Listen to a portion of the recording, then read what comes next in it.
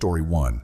It was New Year's Eve, a night filled with celebrations for most people, but for me, it was just another quiet evening. My friend Alex had asked me to watch his dog Bailey while he spent the weekend in the city partying. I didn't mind. At 35, the excitement of New Year's Eve parties had long faded for me. Besides, a little extra cash for dog sitting sounded much better than loud music and crowded rooms. Alex left earlier that morning, giving me a quick rundown of what Bailey needed: 2 walks a day, food in the morning and evening, and to keep her off the furniture. Bailey was an adorable husky mix, about a third the size of a regular husky, quiet and well-behaved. She seemed like the perfect company for a calm night. I arrived at Alex's house with my backpack, which held my laptop, charger, toiletries, and a change of clothes. His place was cozy and clean, and I quickly settled into the spare bedroom he'd set up for me. The day passed uneventfully. I worked on my laptop, played some of Alex's video games, and took Bailey for her walks. As the evening rolled around, I made myself comfortable in the living room. Bailey curled up at my feet while I scrolled through streaming services to find a movie to watch. Everything was peaceful, the kind of quiet that makes you feel safe. That's when the doorbell rang. Bailey's ears perked up, but she didn't bark or move. I wasn't expecting anyone, and it was a little odd for someone to show up so late. Curious but cautious, I got up and went to the door. Standing on the doorstep was a woman, maybe in her early 30s. She wore a hoodie pulled tight around her face and held a jacket in her arms. She introduced herself as Alex's girlfriend and said she had left something in his room that she needed to grab. It was a strange moment. I didn't know Alex had a girlfriend, but she seemed sure of herself. I hesitated, wondering if I should let her in. After all, Alex hadn't mentioned anything about anyone coming over. But she smiled politely and assured me she knew exactly where her item was. Against my better judgment, I stepped aside and let her in. She walked upstairs toward Alex's room, her footsteps fading as she disappeared down the hall. I texted Alex immediately. "I didn't know you had a girlfriend?" But there was no reply. Minutes passed and she finally came back down the stairs holding her jacket. "Thanks," she said with a smile, walking quickly to the door. Before I could ask her anything else, she added with a chuckle, "Too long," as if joking about her relationship with Alex. Then she was gone. The interaction left me puzzled. Who was she? Why hadn't Alex mentioned her? I called him a few times, but he didn't answer. I told myself it wasn't a big deal, but a strange feeling lingered in the back of my mind. The quiet night had taken a slightly unsettling turn, and I couldn't shake the thought that something was off. I stayed in the living room with Bailey after the woman left, trying to convince myself that everything was fine. Maybe Alex had forgotten to tell me about her. But as the minutes ticked by, and he still hadn't replied to my text or returned my calls, unease began to creep in. Finally, Alex called back. The background noise on his end was loud. Music, laughter, and the unmistakable chaos of a party. He sounded distracted until I told him what happened. "A woman came by," I explained. "She said she was your girlfriend and needed something from your room." "What?" Alex's voice suddenly sharpened, the party noise fading as he stepped outside. "What woman? I don't have a girlfriend." The pit in my stomach deepened. I tried to describe her, a woman in her 30s, dark hair, wearing a hoodie, but Alex had no idea who she could be. His tone turned frantic. "She went into my room? Did she take anything?" he demanded. I glanced upstairs nervously. "I don't know, I didn't check. She didn't stay long." "Go look," Alex insisted. "Now!" Reluctantly, I made my way to his room. The door creaked as I pushed it open. Everything looked the same as when I had arrived. The bed was neatly made, the shelves undisturbed, and nothing appeared out of place. Alex walked me through a list of specific items to check for: his laptop, some valuables, and an envelope of cash he kept in the drawer. "All still here," I said, my voice shaking slightly. Alex didn't sound relieved. "I don't like this," he muttered. Let me make some calls. Stay alert, okay? I'll text you." He hung up and I sat down on the couch, my mind racing. Who was she? If she wasn't Alex's girlfriend, what was she doing in his house? And what was she looking for? About an hour later, Alex sent me a cryptic message. "I think I know who it was. Just make sure she doesn't come back." That didn't help my nerves at all. I wanted to ask more, but he didn't reply again.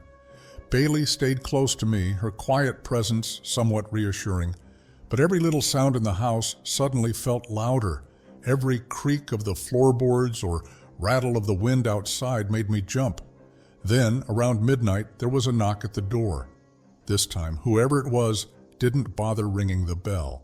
It was just a slow, deliberate knock. Bailey stood up, her ears pinned back. She didn't bark, but her low growl was enough to send chills down my spine. I froze, staring at the door. I didn't answer. I didn't even move. I just stood there, holding my breath, waiting for the knocking to stop. Eventually it did, but the silence that followed was even more unnerving. Was it the same woman or someone else? Either way, I decided I wasn't opening that door again. I stayed where I was, heart racing, every muscle in my body tense. Bailey's growl faded, but she didn't relax. Her eyes stayed fixed on the door, as if she could sense something I couldn't. I grabbed my phone and called Alex again, but he didn't pick up. I wasn't sure what scared me more, the fact that someone was outside or the growing feeling that this night was far from over.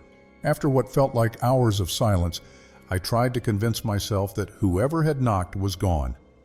Tricia, my girlfriend, was on her way over, and I hoped her presence would calm my nerves. Bailey had settled back down but remained alert, her ears twitching at every sound. Tricia arrived a little after midnight. I met her at the door, making sure to quickly lock it behind her. I filled her in on everything that had happened: the woman who came earlier, Alex's confusion, and the mysterious knock at the door. "That's creepy," she said, her face pale. "Do you think she'll come back?" "I don't know," I admitted, "but we're not taking any chances." We moved to the spare bedroom upstairs to settle in for the night. I locked the door and wedged a chair under the doorknob, just in case. Bailey followed us, lying near the door but keeping her eyes on it. It was only about an hour later when Bailey started growling again. This time it was deeper, more aggressive. I sat up, my pulse racing. Tricia woke up too, clutching my arm. "What is it?" she whispered. Before I could answer, we heard footsteps outside the door. Slow, deliberate footsteps, like someone tiptoeing down the hallway. The doorknob rattled. Then it twisted as someone tried to open the door. Tricia gasped, and Bailey let out a sharp bark. The sound of a woman's voice followed, soft but chilling. "Alex?" The voice called out, her tone eerily calm. I signaled for Tricia to stay quiet. My mind raced. Was it the same woman from earlier? And if it was, who was with her? The footsteps outside weren't alone. There were at least two sets. The doorknob rattled again, harder this time, but the lock held. "Who's in there?" the woman asked. Her voice was louder now, but there was something off about it, like she was trying to sound friendly but failing miserably. I knew I had to act. "The cops are on their way," I shouted, trying to sound more confident than I felt. "If you don't leave now, you'll regret it." There was a moment of silence. Then I heard a whisper, faint but unmistakable. More footsteps followed, retreating down the hallway. The house fell silent again, but I didn't relax. "Call the police," I whispered to Tricia, and she quickly dialed 911, keeping her voice low as she explained the situation. I stayed by the door, straining to hear any sound from outside. My heart pounded in my chest as I waited, gripping the nearest object I could find, a heavy lamp. Minutes felt like hours, but finally we heard sirens in the distance. Bailey barked again as the sound of the front door opening reached us. The police had arrived, but the intruders were gone. They searched the house thoroughly and found nothing. No sign of forced entry, no lingering presence. But the front door was wide open, left ajar by whoever had tried to get in. I explained everything to the officers, from the woman's earlier visit to the footsteps outside the bedroom door. One of them called Alex to verify my story. Meanwhile, I sat with Tricia, trying to calm her down, though I wasn't sure how to calm myself. The police stayed for a while, checking every room and corner of the house before they left. But even as they assured us the house was clear, I couldn't shake the feeling that something wasn't right. That woman hadn't come back to steal anything. Whatever she wanted, it wasn't just inside the house. It was something far worse. The house was quiet again, but the eerie feeling didn't go away. Even after the police left, I couldn't bring myself to relax. Tricia, shaken and exhausted, decided to head home. She didn't want to stay in the house any longer, and honestly, I didn't blame her. But I stayed. I felt responsible for everything that had happened. If I hadn't let that woman in earlier, none of this would have occurred. Bailey stayed close by my side, her watchful eyes constantly scanning the room. I locked the bedroom door again and wedged the chair back under the doorknob. It felt like a flimsy defense, but it was all I could do. I lay on the futon, staring at the ceiling, every creak of the house keeping me on edge. Bailey whimpered softly, her ears twitching at the faintest sounds. Morning couldn't come fast enough. Alex arrived earlier than planned, his face pale and tense. He walked into the house and immediately started inspecting everything. His relief was evident when he saw that nothing had been taken, but the unease lingered in his expression. "It was her, wasn't it?" I asked, breaking the silence. Alex hesitated before nodding. "Yeah, I think so." He sat down across from me, rubbing his temples. "It's someone I used to see. It didn't end well. I thought she was out of my life, but I guess I was wrong." He didn't go into details, and I didn't push. It was clear that this was a messy and personal situation, one he probably didn't want to relive. "What do you think she wanted?" I asked, though I wasn't sure I wanted the answer. Alex shook his head. "I don't know, but if she came back with others, it wasn't just for me. She had other plans." The thought made my skin crawl. Whatever those plans were, I was grateful we hadn't found out. Alex wasted no time changing the locks on his doors, and I helped him install a security camera system that same day. It was the least I could do after everything that had happened. A year has passed since that night, and I still think about it often. Alex has never told me the full story of who that woman was or what she might have wanted. Maybe he doesn't know, or maybe he just doesn't want to say. Either way, nothing has happened since, as far as I know. But every New Year's Eve, I remember the sound of her voice outside that door. I remember the way she whispered, the footsteps retreating down the hall, and the strange, chilling feeling that she wasn't done with us yet. Some nights, when I'm alone and the house is quiet, I still hear faint footsteps in my mind, and I wonder, what would have happened if I had opened the door again? Story 2. It was one of the coldest New Year's Eves we'd ever experienced. My husband and I had just returned home after celebrating with a small group of friends. The streets were quiet, the air icy, and the holiday cheer felt far away as we stepped into the warmth of our apartment building. We lived on the top floor of a secure apartment complex, a corner penthouse suite that offered privacy and quiet. The building was well maintained, with multiple security cameras and a doorman who was usually present.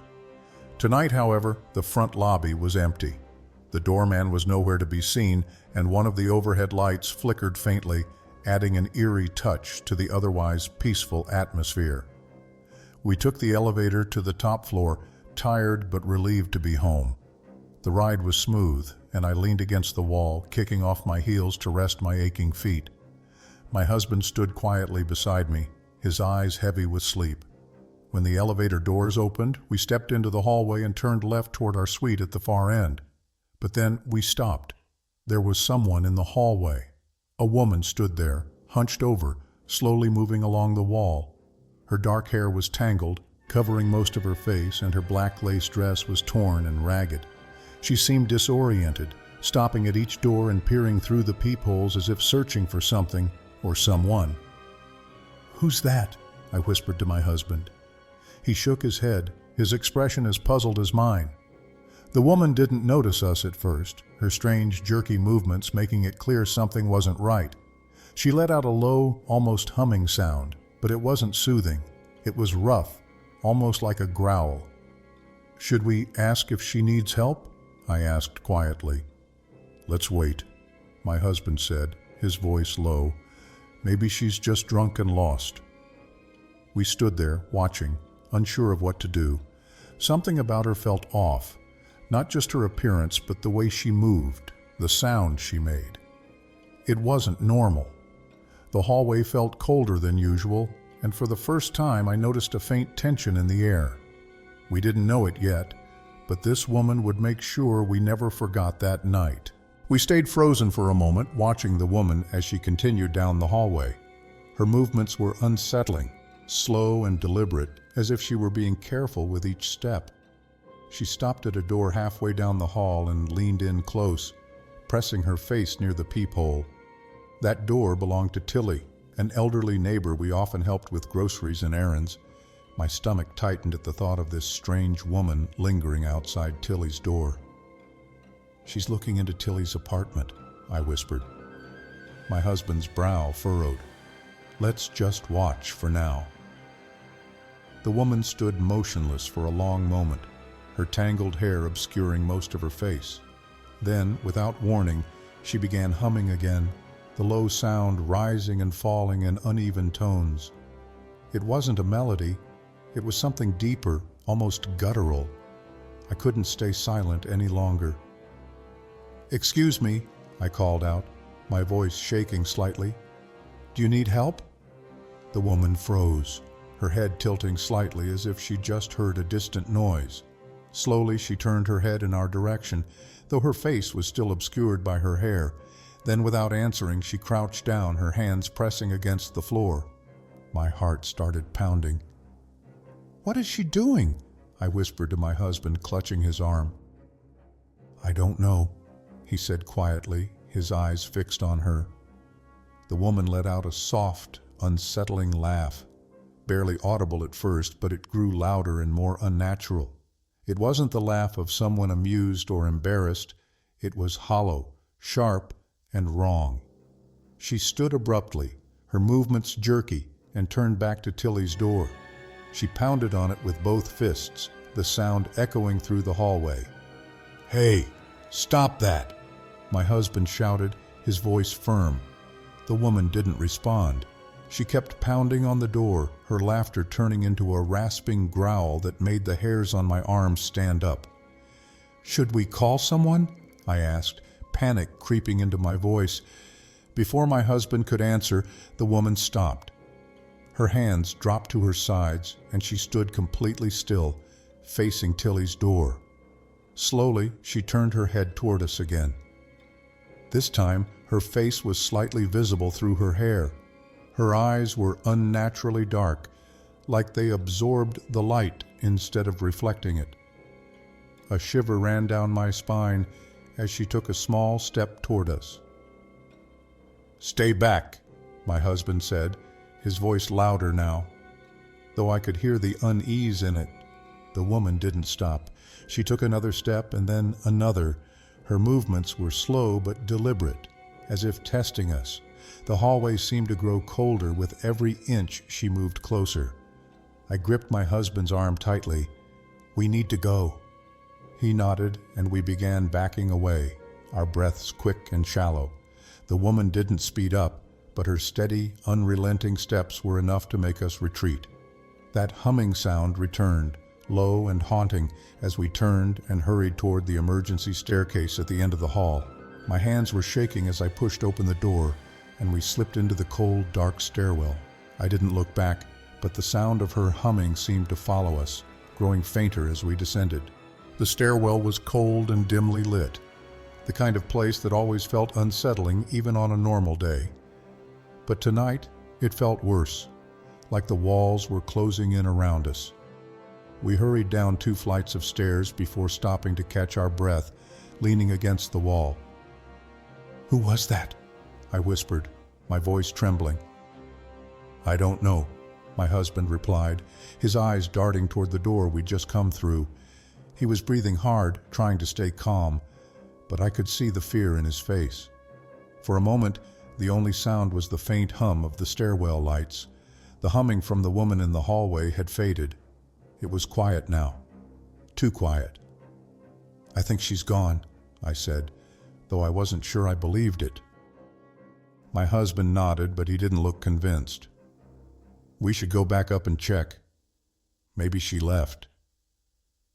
The thought of returning to that hallway made my stomach churn, but I didn't want to leave Tilly alone with whatever or whoever that was. Reluctantly, I nodded and we began climbing back up the stairs. As we neared our floor, my heart raced. The stairwell door to the hallway was slightly ajar, as though someone had pushed it open just enough to slip through. My husband glanced at me, his expression serious, before slowly nudging the door open wider. The hallway was empty. The flickering light above us made the shadows stretch and sway, but there was no sign of the woman. Tilly's door was closed, and everything seemed undisturbed. For a moment I felt a wave of relief. "Maybe she left," I said softly, though my voice lacked conviction. My husband nodded, but before we could take another step, a sound froze us in place. A slow, dragging noise coming from behind us. We turned in unison, our eyes locking on the end of the hallway near the elevator. She was there. The woman stood perfectly still, her head tilted at an unnatural angle, her dark eyes fixed on us. Her lips curled into a smile, but it wasn't friendly. It was menacing, predatory. Before we could react, she dropped to all fours and began crawling toward us. Her movements were fast, jerky, and unnatural, like a puppet with its strings pulled by an unseen force. Her growls echoed down the hallway, mixing with the faint humming that had haunted us earlier. "Run!" my husband shouted, grabbing my hand. We sprinted toward the emergency staircase, my heart pounding so hard I could barely hear anything else. I didn't dare look back, but I could feel her presence chasing us, the growls growing louder with each step. We reached the stairwell and slammed the door behind us, leaning against it as if that thin barrier could keep her out. My husband quickly locked the handle, though the shaking in his hands made it difficult. For a moment we stood there panting and listening. There was no sound from the other side, no growls, no humming, no footsteps. "Do you think she's gone?" I whispered. My husband shook his head. "I don't know." But deep down, I think we both knew the answer. We stayed in the stairwell for what felt like an eternity, straining to hear any sound from the other side of the door. The silence was suffocating, but it was better than the alternative. My husband and I exchanged nervous glances, unsure of what to do next. "We can't stay here all night," he whispered. I nodded reluctantly. "Let's check the hallway again. Maybe she's really gone?" Carefully, he twisted the handle and eased the door open. The hallway was still and empty, just as it had been before. The flickering light above us cast unsettling shadows, but there was no sign of the woman. We stepped out cautiously, our eyes scanning every corner. The air felt colder now, as if her presence had left a lingering chill. I looked toward Tilly's door, half expecting to see it ajar, but it was closed tightly. "Let's check on Tilly," I said, my voice trembling. We knocked softly at first, not wanting to startle her, but there was no response. My husband knocked again, louder this time. After a moment, we heard the shuffle of footsteps, and the door creaked open just a crack. Tilly's face appeared, confused but unharmed. "What's going on? Is everything all right?" she asked, her voice groggy from sleep. Relief washed over me, though it was quickly replaced by unease. "There was someone in the hallway earlier," I said. "She was acting strange. We just wanted to make sure you were okay." Tilly frowned, glancing past us into the hallway. "I didn't hear anything," she said, "but thank you for checking." We didn't press her further. She didn't need to know the details. Assured that she was safe, we returned to our suite, locking the door behind us. The next morning, we reported the incident to the landlord. He promised to review the security footage and assured us the building was safe. A few hours later, he called back with an explanation, or lack of one. "There's nothing on the cameras," he said. "They must have glitched last night. The cold can mess with the system sometimes." My stomach dropped. "Nothing at all?" "Not even you two," he added, as though trying to downplay the issue. The explanation made no sense, and it left us with more questions than answers. Who was that woman? How had she gotten into the building? And why had she acted the way she did? We moved out of that apartment a year later, but the memory of that night has never left us. Sometimes, late at night, I still hear the faint sound of humming. It's not real. I tell myself that every time, but it doesn't make it any less haunting. That woman, whoever or whatever she was, left more than just a scare. She left a mark, one that lingers in the back of my mind every New Year's Eve. Story 3. The house was finally quieting down. Most of the guests had left, leaving behind empty cups, scattered confetti, and the faint hum of music playing from a speaker. Logan's New Year's Eve party had been a success, but now it was just the three of us. Me, Logan, and Cody. It was well past midnight, closer to 3 a.m., and the three of us had settled in the living room to relax after the chaos. Cody was sprawled out on the couch, already half asleep, while Logan and I sat across from him, sipping the last of our drinks and talking about the night. "I'm glad I stayed," I said, glancing around at the aftermath. "It was fun, but I don't miss being out in the cold." Logan chuckled. "Yeah, same. Besides, I don't trust half the people who came tonight. Someone almost spilled beer on my mom's antique cabinet." We both laughed quietly, the sound echoing faintly in the empty house. The air felt different now, still festive, but heavier, like the quiet had brought a new kind of tension. That's when we first heard it. It was faint, almost unnoticeable at first, a soft creaking sound coming from somewhere in the house. I thought it was just the wind or the house settling, so I ignored it. But then it came again. A slow, rhythmic creak, like something moving back and forth. "Do you hear that?" I asked, lowering my voice. Logan frowned, tilting his head to listen. "Yeah. What is that?" Cody stirred slightly on the couch, mumbling something incoherent before turning over and falling back asleep.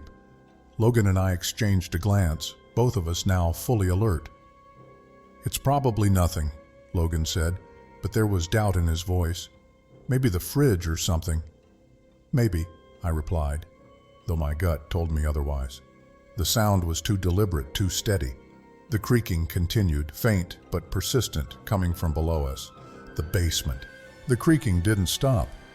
Each slow, deliberate sound seemed to echo through the floor, making it impossible to ignore. Logan shifted uncomfortably in his seat, glancing toward the basement door at the end of the hallway. "It's probably just the house," he muttered, though he didn't sound convinced. I nodded, but curiosity was starting to win over my nerves. Maybe we should check it out, just to be sure. Logan hesitated, his eyes darting between me and the basement door. "Fine," he said finally, "but we're doing it together. I'm not going down there alone." Cody stirred again on the couch, but he didn't wake up. Logan grabbed a flashlight from the kitchen while I stood by the door, trying to steady my breathing. The faint creaking continued, a steady rhythm that made the silence around it even more unsettling. Logan returned with the flashlight and handed me a broomstick.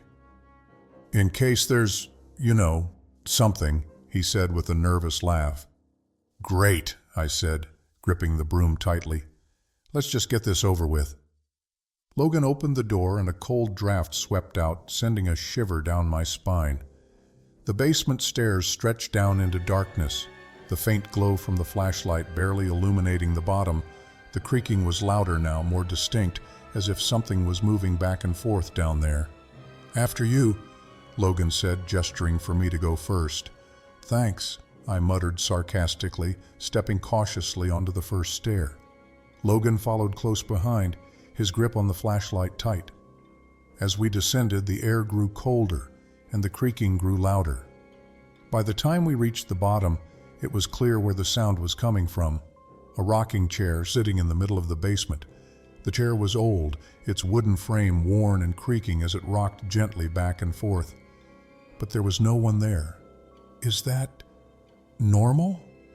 I asked, my voice barely above a whisper. Logan shook his head slowly. "No, that's my grandma's chair. It hasn't been touched in years." We stood there frozen, watching the chair rock on its own. The creaking sound filled the room, steady and rhythmic, as if someone or something was sitting in it. The rocking chair continued to move, its creaks slicing through the stillness of the basement. Neither of us spoke for a moment, both too frozen to do anything but watch. Logan tightened his grip on the flashlight, his knuckles white. "This doesn't make sense," he whispered. "There's no draft down here. Nothing to move it." I felt my stomach twist. "Maybe we should just go back upstairs," I said, taking a step back toward the stairs. But before I could move further, the chair rocked harder. It wasn't gentle anymore. It was forceful, deliberate, like someone was angry. The sound grew louder, more aggressive, as if the chair itself was protesting our presence. "Did you see that?" Logan's voice cracked as he pointed the flashlight at the chair. I followed his gaze and froze. The chair had stopped rocking, but it had moved. It was no longer in its original spot. It had slid a few inches across the floor. "What the—" I started, but my words caught in my throat when we both heard it. A whisper. Faint, almost imperceptible, but definitely there. It wasn't coming from the chair. It was coming from somewhere deeper in the basement. Logan turned toward me, his face pale. "We need to go. Now." I didn't argue. We both turned and started for the stairs, moving quickly but trying not to panic.